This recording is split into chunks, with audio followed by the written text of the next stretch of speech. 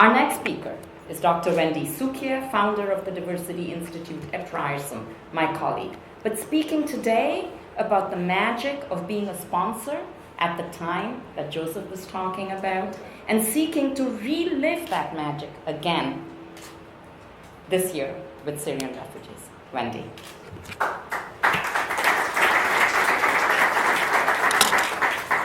Good afternoon, everyone, and I want to welcome you all. It's a great turnout. I also want to pay tribute to my colleague Ratna Amadvar, who everyone in the room knows is a force of nature, and there have been many people involved in this undertaking, but she really has been driving us to action. More than 35 years ago, when I was a university student, I was part of Operation Lifeline as volunteer, which was formed to support Vietnamese refugees, largely ethnic Chinese. My own father was a Holocaust survivor who had been hidden during the war and went to England as a refugee at the age of 11, came to Canada when he was 19. And I think his experience added to my sense of urgency and my acute awareness of the terrible consequences of doing nothing. Since then, we've seen humanitarian crises on a global scale, the deaths of millions of people that could have been prevented because people did not take action in time. We can't allow history to continue to repeat itself. So, back in 1979, along with friends, colleagues, and my family, working through Catholic Family Services, I organized a sponsorship group. We raised money to bring a family to Canada. And on February 7th, 1980, in the middle of one of the coldest winters ever, we welcomed Kim Sung and Tan Nguyen Tran.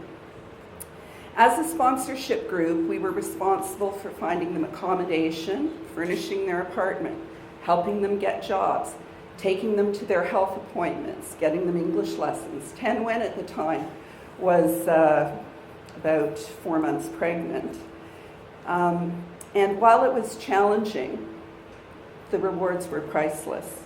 Not only did we become part of their extended family, but we watched their success as they thrived and sponsored other members of their family to help build Canada. A few months after arriving, Jennifer was born. She went on to graduate from Ryerson, works in a local hospital, and a few months ago had her first child. Her brother was married just a couple of weeks ago. 2 years after arriving, Tan Nguyen and Kim Sung sponsored her brother, his wife, and 2 children. The little boy did his PhD and is now a research scientist at University of Waterloo. 2 years after that, they sponsored her grandparents, her parents, and 3 single brothers. Those brothers are all now married, have 5 children between them, who are all superstars at school. Tan Nguyen went back to school, works as a medical secretary. They started as dishwashers, graduated to work at Magna, now have a very large home in Richmond Hill, and so it goes.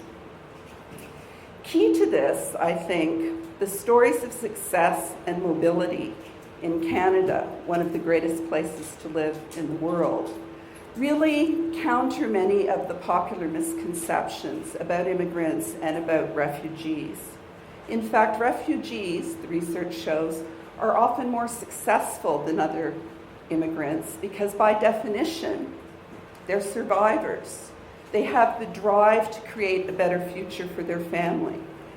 And while back in 1979, we faced resistance from people who thought we should have other priorities, did not understand the critical importance of acting, or frankly, were blocked by stereotypes and racism. You know, they were worried they were communists. Other people were worried they were fleeing communism. I think we recognize that at the end of the day, as many have said, Canada is a country of immigrants. Today we will face some of the same challenges, people saying there are other priorities. Islamophobia is sadly with us, indifference and resistance. But I'm confident that Canadians will rise to the occasion to help Syrians as well as others fleeing war and oppression. And this renewed model of social innovation, which is not new, but I think is becoming an increasingly important approach to solving complex problems, where we bring together governments, social agencies, private individuals, and the private sector to work together, is very promising. There is a challenge, but the rewards are immeasurable, and I feel very, very lucky to have had the opportunity to do this again. So thank you, Ratna.